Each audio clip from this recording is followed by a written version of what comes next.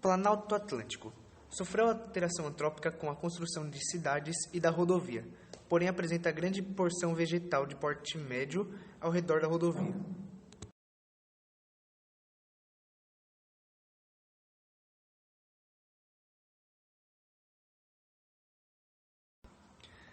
O Batório de São Roque é composto por rochas metamórficas. Ele foi exposto por movimento das placas tectônicas. Foi obstruído devido à construção da rodovia, havendo mudança de cor proveniente da poluição dos automóveis que ali passam.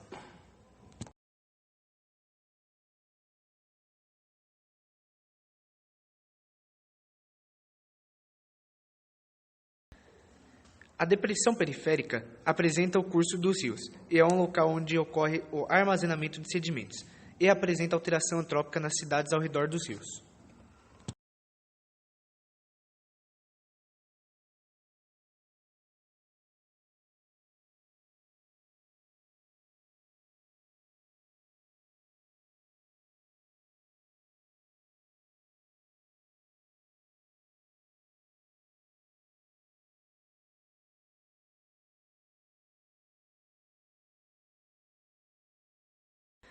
O Parque do Varvito é de origem sedimentar, sendo formado nas eras glaciais com o derretimento e congelamento do lago ali presente antigamente, gerando pressão aos sedimentos no seu fundo, surgindo essa rocha.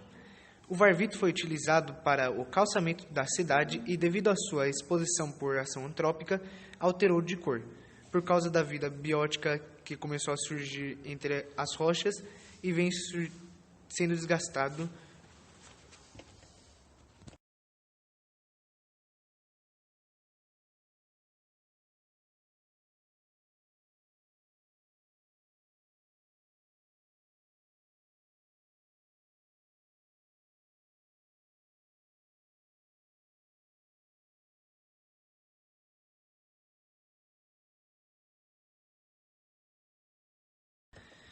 O salto do Tietê é onde ocorre a oxigenação da água. Devido a esse processo, ocorre o surgimento da vida. É um trecho de planalto.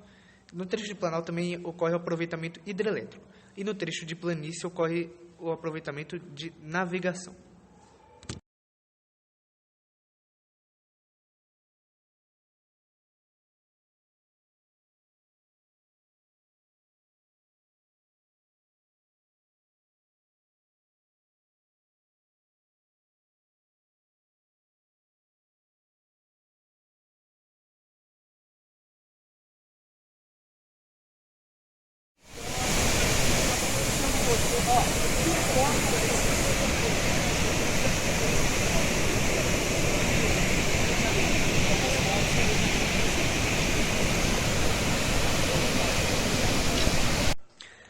O rio Tietê sofreu danos com o descarte indevido de rejeitos industriais químicos.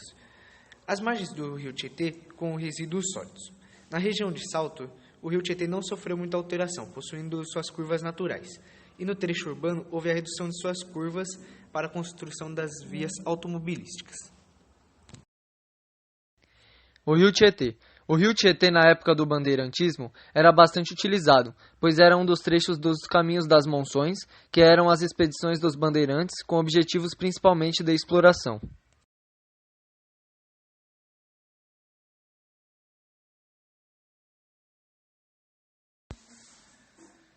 De acordo com Durkheim, segundo o que ele diz sobre a solidariedade entre os membros de uma determinada sociedade, os bandeirantes dominaram os índios e, neste contexto de dominação, eles não tiveram nenhum tipo de preocupação com relação aos seus dominados.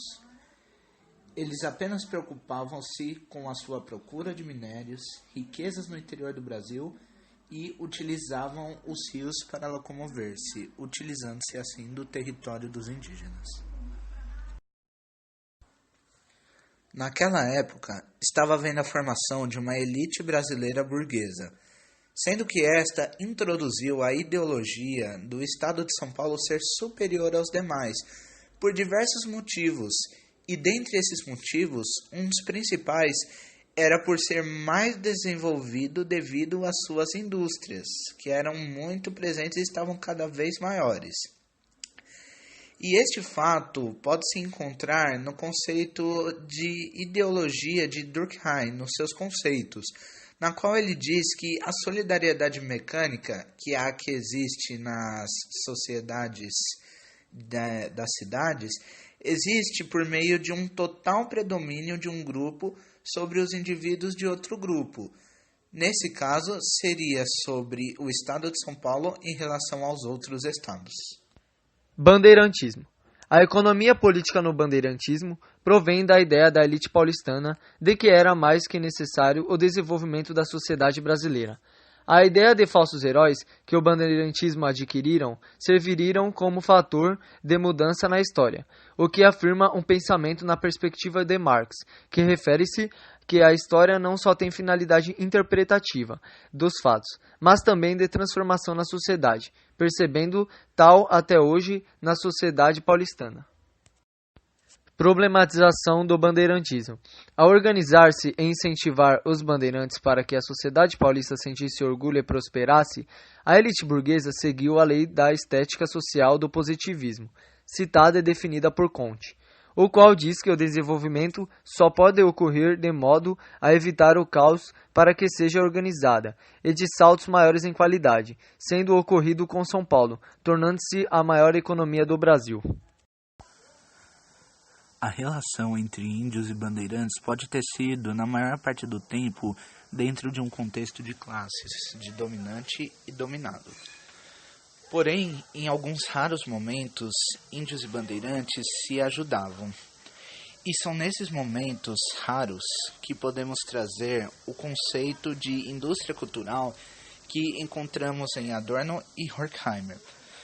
Pois índios e bandeirantes, quando se ajudavam, atingiam situações e momentos que, indispensavelmente do que ocorria, os agradava, não permitindo que eles pudessem revoltar-se contra isso ou fazer alguma coisa. Desta forma, saindo do contexto comum de dominação que eles tinham e desta forma difundindo as suas diferentes culturas. A construção da sociedade paulistana por meio dos bandeirantes se deve à presença de muitos fatores, como as expedições que faziam os indígenas e demais residirem com eles, como padres, de escravos e reféns, e os traziam para a cidade a fim de serem vendidos, ou seja, formou desta forma uma relação de dominante e dominado, o que pode ser achado nos conceitos de Max Weber, sobre as dominações em uma sociedade, sendo que elas não podem existir sem esse tipo de relação. Gramsci define política como uma contribuição de todas as partes da sociedade na construção da política em todas as áreas. A exemplo, a área econômica, saindo de uma possível relação de dominação, porém isso não acontece em prática no bandeirantismo, pois os bandeirantes, ao escravizarem os índios, impuseram sua dominação. Um dos conceitos de violência é utilizar a força para ir contra a natureza de alguém. E isso ocorre no bandeirantismo, com a imposição da força dos bandeirantes, tanto física como ideológica, para o dominarem. Levando isso em consideração, também trata-se dos temas ético e cidadania. Utilizar da violência contra os indígenas não seria ético atualmente, mas naquela época, tal não era muito considerado, bem como a prática da cidadania que os índios deveriam ter. A sustentabilidade, de acordo com a sociologia, diz nas relações construídas entre a sociedade e a natureza que a cerca e a forma como a utilizar juntamente com seus recursos, e como os distribuir igualmente. Isso ocorre no bandeirantismo, quando os indígenas e os bandeirantes utilizam o rio Tietê e demais recursos oferecidos pela natureza para realizarem seus desejos, ou mesmo para sobreviver. Diversos obstáculos atrapalhavam as expedições dos bandeirantes, principalmente os ataques provenientes dos indígenas. Porém, os ataques dos bandeirantes eram mais fortes e isso acabava com os indígenas, não só fisicamente, mas também com a cultura de seu povo e seus laços familiares. E pode-se lembrar disso sobre o conceito de Thompson, que diz que a cultura é a relação familiar entre os indivíduos. Ao assistir o filme Entre Rios, é possível verificar como os interesses do homem prevalecem sobre a necessidade de cuidar de seus rios. De acordo com Burke, a cultura política visa os interesses de uma elite burguesa, transformando a cidade de acordo com uma visão europeia. Consequentemente, podendo pular etapas que não permitem um bom desenvolvimento e também não tomando cuidado com os seus.